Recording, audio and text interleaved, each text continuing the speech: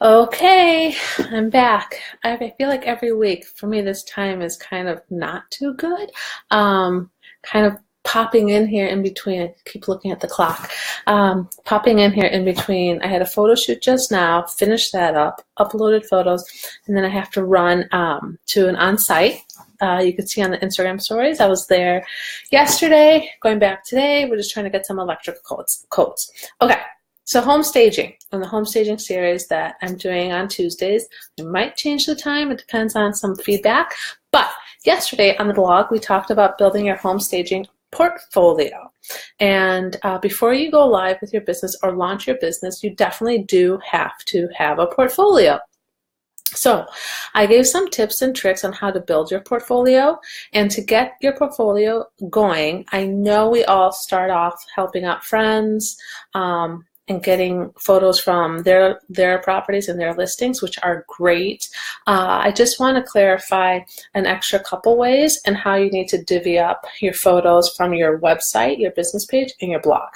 Okay, so you're building your portfolio to put onto your website for your business. How do you do that? One, yes, you're going to have to do some free staging for your clients using all your staging tips that you learned in your courses that we talked about last week. Two, you do some charity work. I did a lot of charity work. Well, I did 3, but they were big projects, and they took a couple months. It's always a good way to not only be giving back, but you get a ton of photos and get to build up your portfolio at the same time. You could do like auctioning off your services.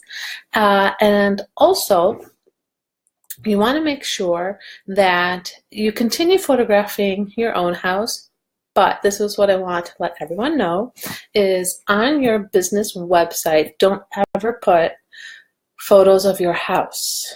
That's not your clientele. But put those photos on your blog. So your blog, go off on all the photos you want of your own home and projects and clients, but designate your business website for just your portfolio of properties that you've actually staged, not your house. And then what else you want to do is make sure that while you're also building your portfolio over the next few months and you're taking your courses, is that you have established a website and a blog. Next week we are going to talk about picking out your brand name, your company name. I see some names out there of home staging business. I was like, okay. So we'll talk about that. In the meantime, I highly suggest that if you are planning on building a portfolio, to look into a good camera. Doesn't have to be crazy expensive. I have a Nikon D750. There's a lot of great Canons out there too. And obviously, don't put your iPhone photos on your business page. Designate that for your social media. Maybe a little bit on your blog, but really make sure that you're using high quality photos. If you do have a friend photographer, trade. Have your friend photographer take photos of your property, and you then can trade to stage or design a vignette for them. Okay, so I had one question submitted about building your portfolio, and I'm just going to answer that. So when you are building your portfolio, you want to make sure that, well, I should probably read you her question.